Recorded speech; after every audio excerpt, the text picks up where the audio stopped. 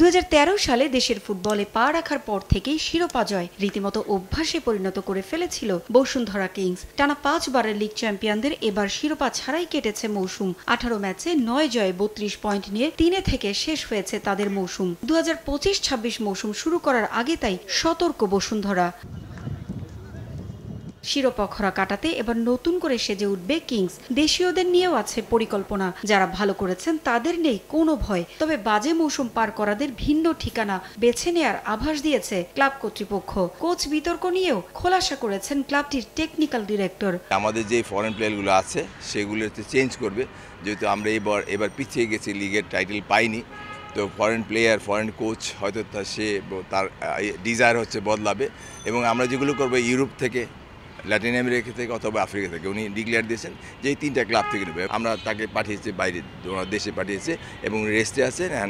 যেহেতু উনার শরীর খারাপ, উনি হয়তো কোচিং কয়দিন বাদ দিবে, কোচিং থেকে কয়েকদিন থাকবে না, সরে দাঁড়াবে।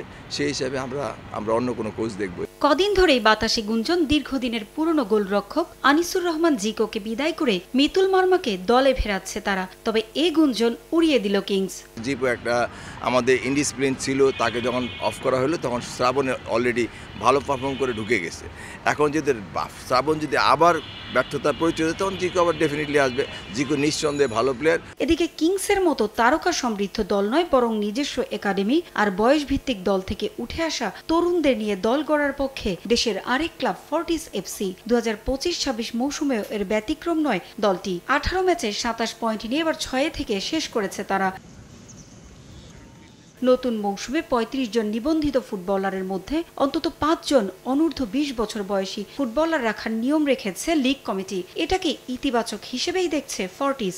আসন্ন মৌসুমে বয়সভিত্তিক দলের ফুটবলারদের পাশাপাশি একাডেমি থেকে প্রতিশ্রুতিশীলদের নিয়ে দল গড়ার পক্ষে ফর্টিস। আমরা সাধারণত লোকাল ইয়াং প্লেয়ারদের আমরা প্রমোট করতে চাই। আমাদের দলে 7 থেকে 8 জন প্লেয়ার আছে যারা দীর্ঘমেয়াদী আমাদের সঙ্গে চুক্তি, 3 বছরের চুক্তি। আপনারা যদি দেখে থাকেন আমাদের লাস্ট আন্ডার-19 টিমের প্লেয়ার। আমরা এরকম আরও কিছু তরুণ প্লেয়ার নেব যারা ভবিষ্যতে বাংলাদেশ জাতীয় দলকে সার্ভ করতে পারবে। মূল দলের ক্যাম্প শুরু হওয়ার আগে আমাদের যে কিছু একাডেমি প্লেয়ার লাস্ট ইয়ার আন্ডার-18 খেলেছেন তাদেরকে কয়েকজন প্লেয়ারকে ডেকে আনা, তাদের লাস্ট অবস্থানটা দেখব এবং কতজন প্লেয়ারকে সুযোগ দেওয়া যায় সেই বিষয়টা পরখ করার জন্য আমরা খুব আগে ক্যাম্পটা শুরু করতে চাচ্ছি। 1 জুন থেকে 14 আগস্ট পর্যন্ত চলবে দলবদল। এখন থেকে ফিফা প্ল্যাটফর্মে ক্লাবগুলোই ফুটবলার নিবন্ধন করতে পারবে।